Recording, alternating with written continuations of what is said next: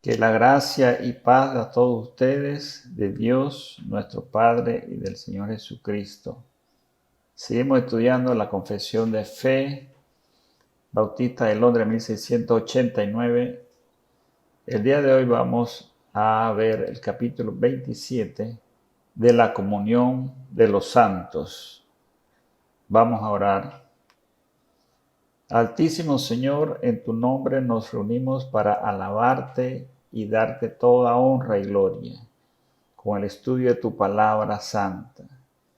El Espíritu Santo sea que posee sobre todos nosotros y sobre el oyente, para que tu palabra sea de entendimiento, en sabiduría espiritual. Te pedimos que sea el Espíritu Santo el que transforme mis palabras en palabras de arrepentimiento y regocijo, para que aquel que la escuche pueda, Señor, reconocer que tú eres el Dios grande y poderoso, el dador de vida y salvación. Bendito seas, Padre Santo, te lo pedimos, en nombre de nuestro Señor Jesucristo. Amén. Tenemos las preguntas para hoy. Número 1. En términos generales, ¿tienen los creyentes alguna obligación hacia los otros creyentes? 2. Especialmente, ¿cuáles son algunas de las obligaciones mutuas de los creyentes?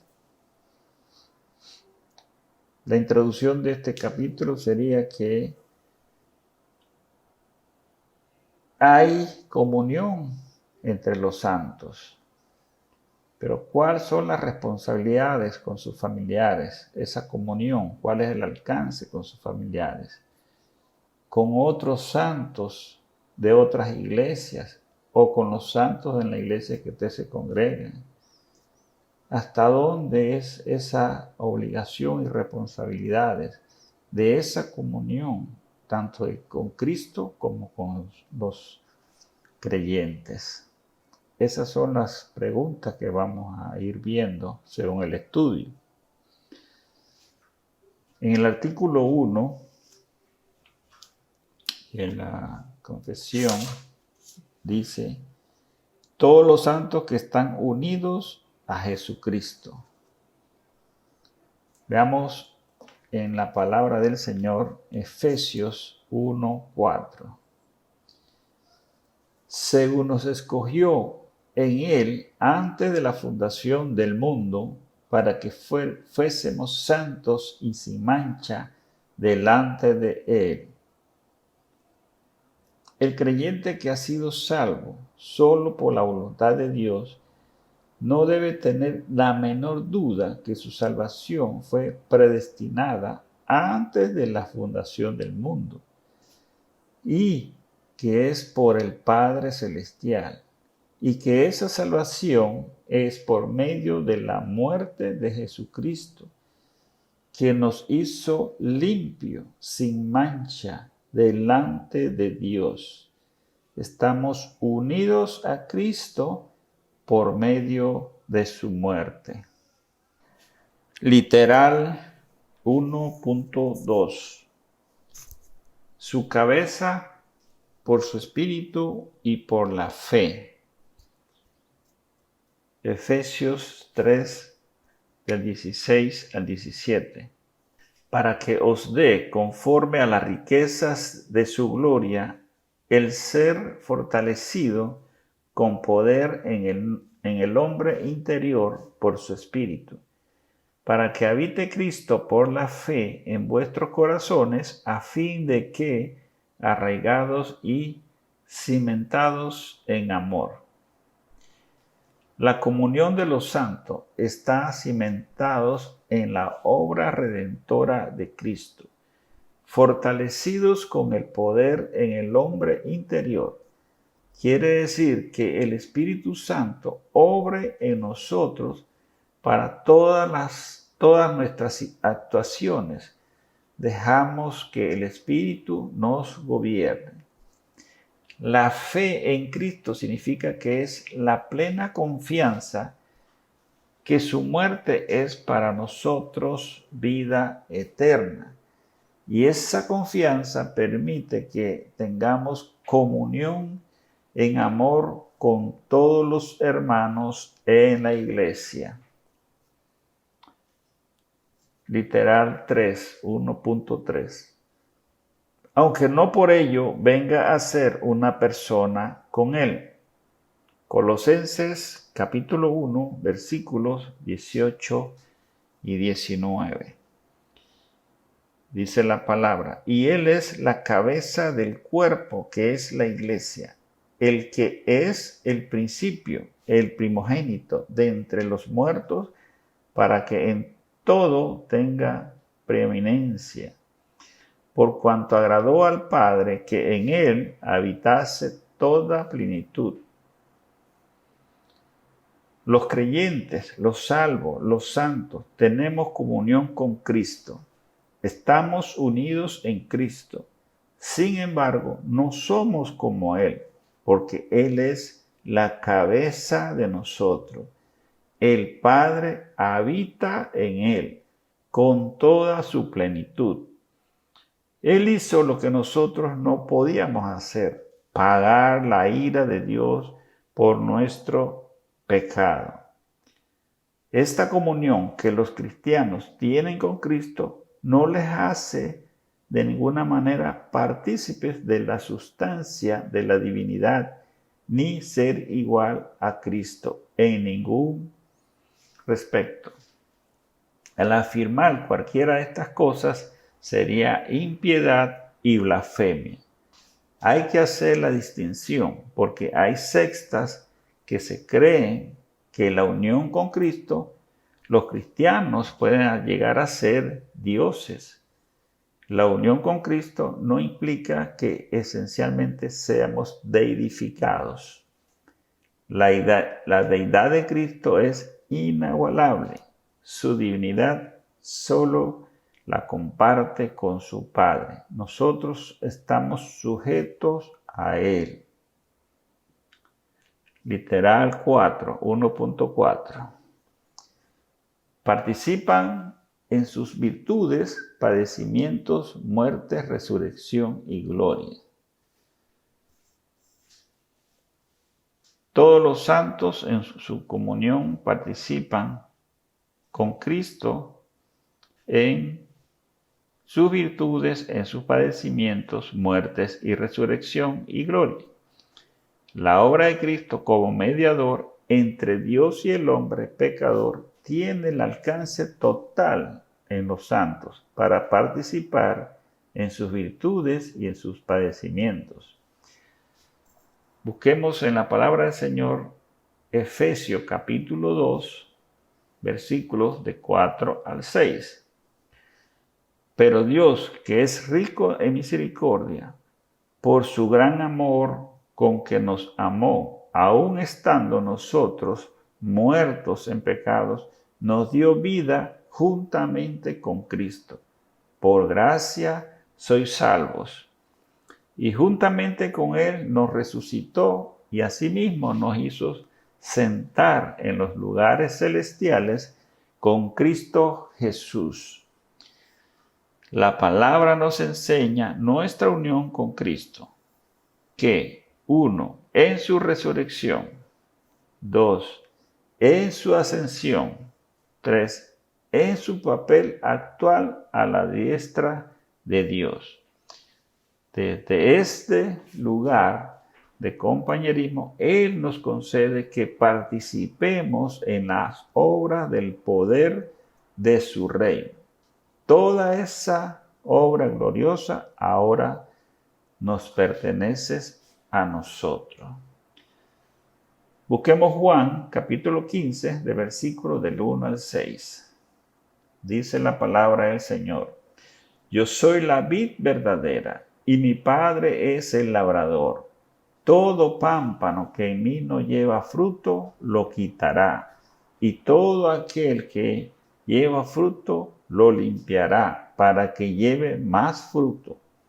Vosotros estáis limpios, por la palabra que os he hablado. Permaneced en mí y yo en vosotros. Como el pámpano no puede llevar fruto por sí mismo si no permanece en la vid.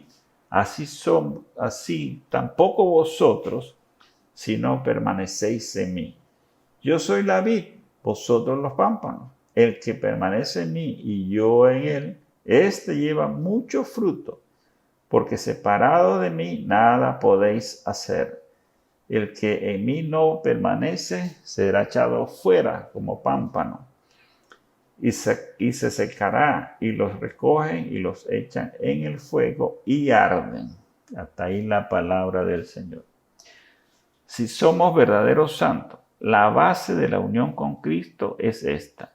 Es semejante al árbol y las ramas, donde Cristo es el árbol, enraizado a la tierra, y los santos somos las ramas, adheridos al tronco donde se alimenta y para producir esos frutos. Estamos unidos a Cristo, somos uno entre sí.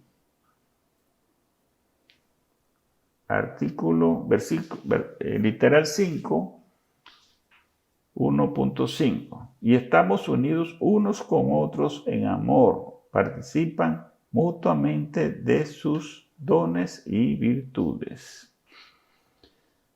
Estamos unidos a Cristo. Si lo amamos, entonces también estamos unidos a los otros santos. Y esa unión nos lleva a amarlos y que todos disfrutemos de los dones y virtudes de Cristo. Busquemos Juan 13, del versículo 34 y 35. Un mandamiento nuevo os doy, que os améis unos a otros como yo os he amado, que también os améis unos a otros. En esto conocerán todos que sois mis discípulos, si tuviereis amor los unos con los otros. Hasta ahí la palabra del Señor. Un mandamiento nuevo, que améis los unos a los otros. Es nuevo porque propone una nueva norma, el amor de Jesús, el amor desinteresado que los cristianos se prodigan unos a otros. Da testimonio ante el mundo de que son verdaderos discípulos de Cristo.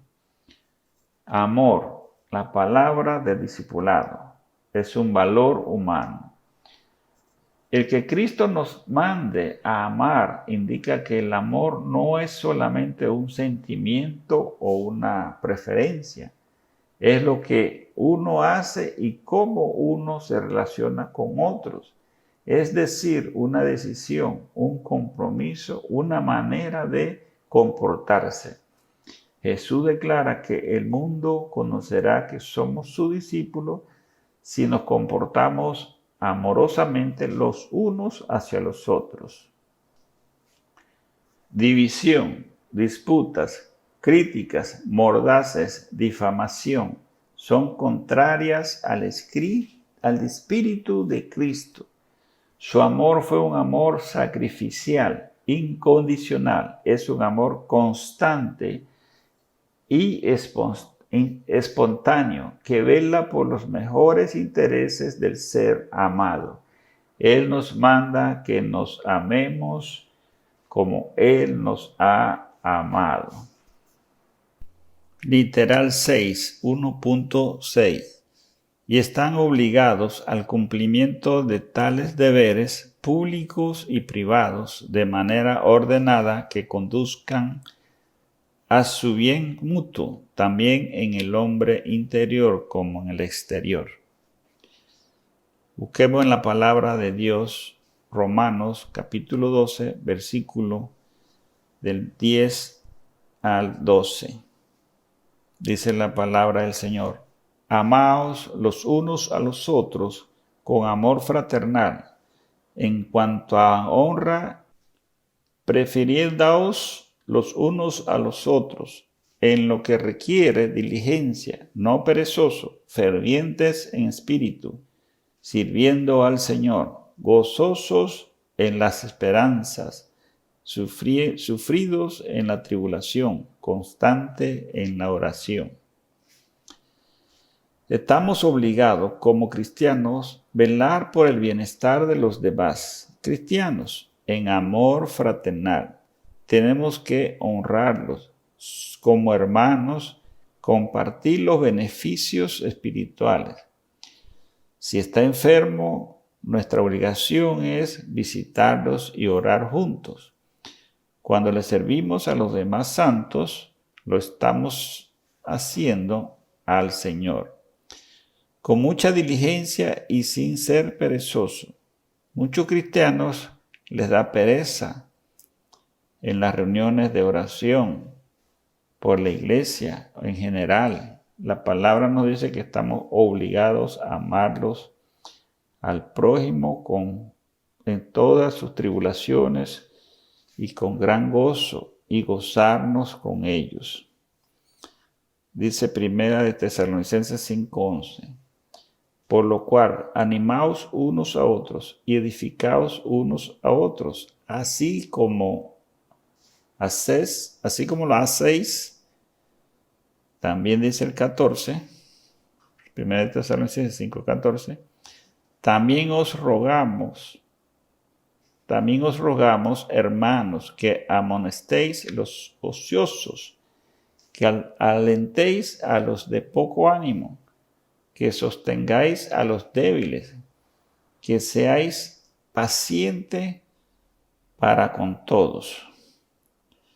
Nuestra obligación como hermanos unidos en Cristo es hablar con los hermanos ociosos que no trabajan, para animarlos en sus responsabilidades, animar a los que están más débiles, sosteniéndolos con paciencia, sin criticar ni murmuraciones. Todo lo contrario, es fortaleciéndolos con amor en el Señor. Veamos el artículo 2, literal 1. Los santos, por su profesión, están obligados a mantener entre sí un compañerismo y comunión santos en la adoración a Dios, en el cumplimiento de los otros servicios espirituales que tiendan a su edificación mutua. Busquemos en la palabra del Señor Hechos, capítulo 10, versículos 24 y 25. Dice la palabra: al otro día entraron a Cesarea y Cornelio los estaba esperando, habiendo convocado a sus parientes y amigos más íntimos. Cuando Pedro entró, salió Cornelio a recibirle y postrándose a sus pies adoró. Los cristianos que están unidos a Cristo por su profesión también están unidos a los demás cristianos. Están obligados en la adoración a Dios en público, congregándose como iglesia, y no solamente hacerlo de manera individual en sus hogares. No pueden eludir esta obligación de mantener un compañerismo como familia en Cristo en los cultos de la iglesia visible. Aquí vemos como Cornelio, un centurión, convocó a sus familiares y amigos más íntimos para tener el culto en la visita de Pedro. Nuestro gozo debe ser participar en los cultos con nuestros hermanos, estar a tiempo, cantar los himnos que nos conmueve ese corazón de escuchar la palabra de Dios, de vernos cara a cara con los hermanos. Esta es nuestra fidelidad a Dios y a nuestros hermanos. Literal 2.2. así como ayudarse unos a otros en las cosas externas según sus posibilidades y necesidades. En la comunión de los santos también está la obligación de ayudar a otros santos de otras iglesias o de otras comunidades o regiones. Busquemos la palabra del Señor, Hechos capítulo 11, versículos del 29 y 30. Dice la palabra: entonces los discípulos, cada uno conforme a lo que tenía, determinaron enviar socorro a los hermanos que habitaban en Judea, lo cual en efecto hicieron, enviándolo a los ancianos por mano de Bernabé y de Saulo. Los santos como iglesia, todos en comunión, se reúnen para consolidarse con las calamidades o necesidades de otros santos de otros lugares. Ninguno de manera individual debe ser indiferente con esta situación de los hermanos que tienen estas necesidades. Cada uno, de acuerdo a sus posibilidades, poco o mucho, debe de ofrendar a estos hermanos. El Señor mira el corazón de cada uno.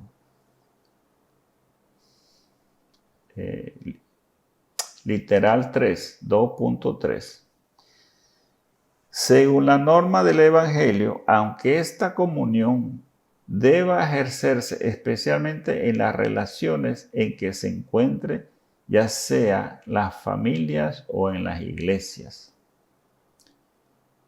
La comunión o compañerismo de los cristianos, según el Evangelio, debe hacerse en el círculo familiar y en su iglesia como prioridad.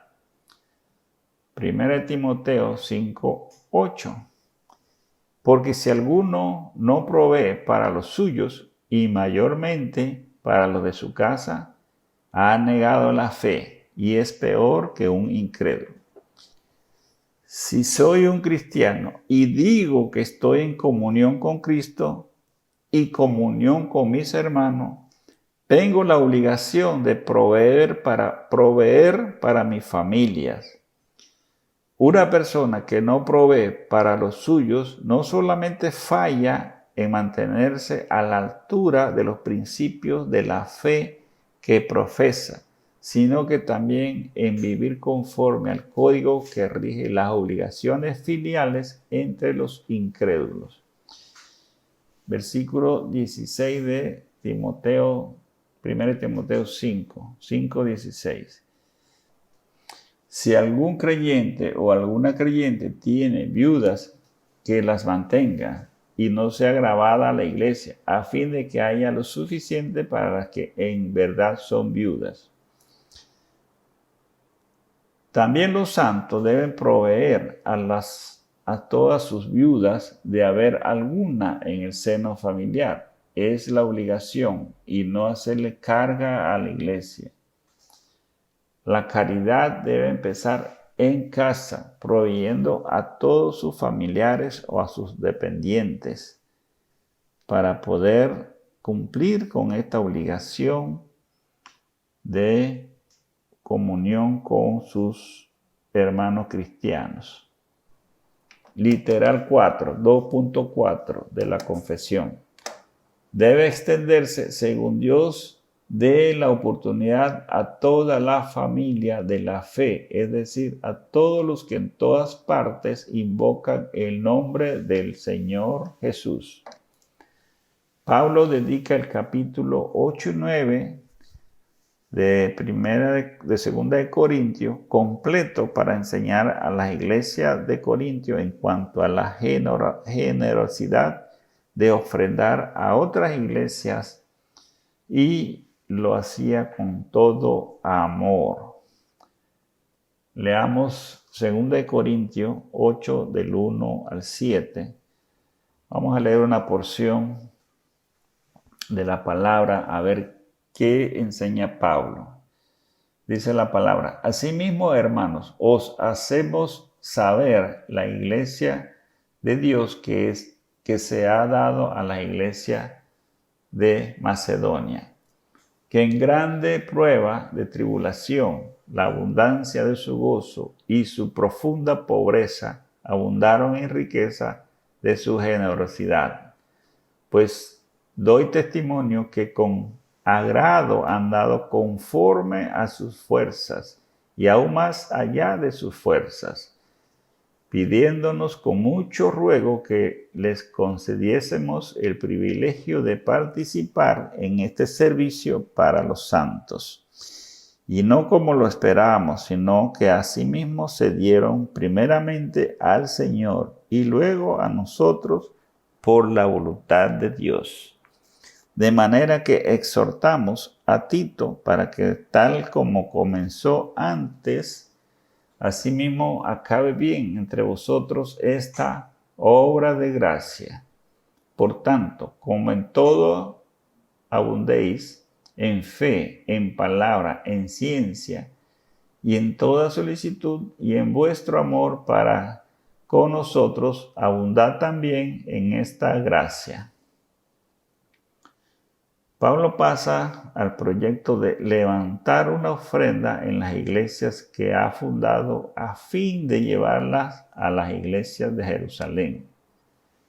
Macedonia eran rivales tradicionales. Pablo menciona a los macedonios varias veces en los capítulos 8 y 9, sabiendo que los cristianos se sentirían obligados a actuar a causa de la comparación. El apóstol apela a esta natural motivación con otros, pero también ofrece sus razones para ofrendar generosamente. Dice que las iglesias de Macedonia habían sido perseguidas desde su fundación. Ellas eran también pobres, pero ofrendaron con gran gozo y generosidad. Primeramente al Señor, dice el versículo, un modelo de ofrenda cristiana. Primero se ofrece al Señor. Las ofrendas son voluntarias. Todas las ofrendas que se hacen a Dios. Usted como cristiano cumple con la obligación con las otras iglesias o los santos que tienen alguna necesidad, pero lo hace voluntariamente, sin obligación. Literal 5, 2.5. Sin embargo, su comunión mutua como santo no quita ni infringe el derecho o la propiedad que cada hombre tiene sobre sus bienes y posesiones. Tenemos comunión con los santos mutuamente.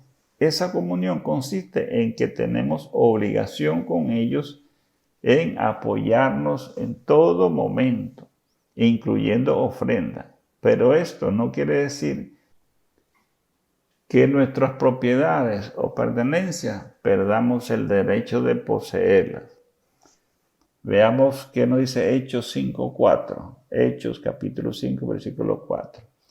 Reteniéndola, no se te quedaba a ti, o vendida, no estaba en tu poder, para que pusiste esto en tu corazón. No has mentido a los hombres, sino a Dios. Todos conocemos lo que hizo Ananías y Zafira. Fueron juzgados por su hipocresía y por mentir a Dios, no por haber decidido retener parte de su propiedad personal. La severidad del castigo para una ofensa tan pequeña puede parecer intolerante y poco misericordioso, pero Dios establece la autoridad apostólica de la iglesia primitiva a fin de salvaguardar su pureza. El hecho que usted como cristiano tenga obligación de sustentar a su familia como norma del Evangelio, de ofrendar a la iglesia o ofrendar a los santos de otras iglesias, no se obliga a hacer cosas deshonestas ni hipócritas y mucho menos a deshacerse de sus propiedades o entregarlos a la iglesia. Dios no acepta las ofrendas contaminadas, acepta las ofrendas voluntarias y que vengan de su corazón, aunque sean pequeñas, pero sin mancha. La aplicación de este estudio tenemos que, primero, todos los santos estamos unidos a Cristo por la fe, por su Espíritu, pero no somos iguales a Él, porque Cristo es divino. 2. La unión con Cristo nos hace partícipe de sus virtudes, padecimientos, muerte, resurrección y gloria. 3.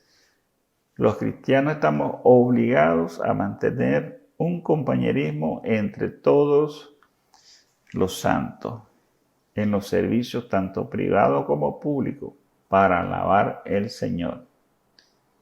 4. Los cristianos en su comunión con otros están obligados a practicarla con sus familias e igual con la iglesia y santos de otras iglesias. 5. Ningún cristiano, aunque tenga obligaciones de mantener una comunión con la iglesia, se obliga a perder el derecho de sus posesiones. Oremos. Gracias, Padre, por tu palabra.